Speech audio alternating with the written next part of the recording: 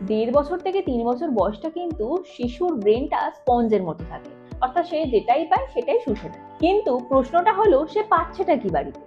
Mobile, TV, screen, আর কি পাচ্ছে? সে তো ইন্টারাকশনও করতে পারছে না তার সমবয়সী কারোর সাথে। তাই 1.5 বছর থেকে 3 বছরটাই কেন আমরা বলি যে প্লে স্কুলের জন্য ইম্পর্টেন্ট, কারণ এই বয়সের মধ্যে তার নিউরো কানেকশন গুলো কিন্তু হয়ে যায়, অর্থাৎ ব্রেন ডেভেলপমেন্ট কিন্তু প্রায় সম্পূর্ণ 90% কমপ্লিট হয়ে যায় এই 5 বছরের মধ্যে। তাই তার এই সময় নিয়মিত রুটিন ফলো আপ করা কিন্তু দরকার। ব্রেন ডেভেলপমেন্ট অ্যাক্টিভিটি যেমন দরকার, তার সমস্ত কিছু সোশ্যালাইজেশন করাটাও যেমন দরকার।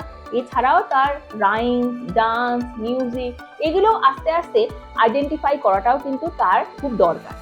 তাই এই সমস্ত কিছুই কিন্তু একটা সঠিক প্লে স্কুলে দিতে পারে। আর রয়্যাল কিন্তু ইন্টারন্যাশনালের প্রত্যেকটা শাখায় আমাদের টিচাররা, ওদের কিন্তু টিচার থাকে না, সবাই ওদের মতো সমবয়সী বন্ধু হয়ে যায়। আর যখনই আমাদের সেই স্টুডেন্টগুলো আমাদের টিচারদের বন্ধু ভাবতে শুরু করে, আর ঠিক সেই সময়টাই টিচাররা কিন্তু খেলতে খেলতেই তাদের শিখিয়ে দেয় সেই স্কিল ডেভেলপমেন্ট অ্যাক্টিভিটির মাধ্যমে পড়াশোনা কিভাবে করতে হয়। অ্যাডমিশন শুরু হয়ে গেছে পিজি থেকে ক্লাস 4 অবধি। তাই এক্ষুনি শর্ত যোগাযোগ করুন অ্যাডমিশন কাউন্সিলরের সাথে।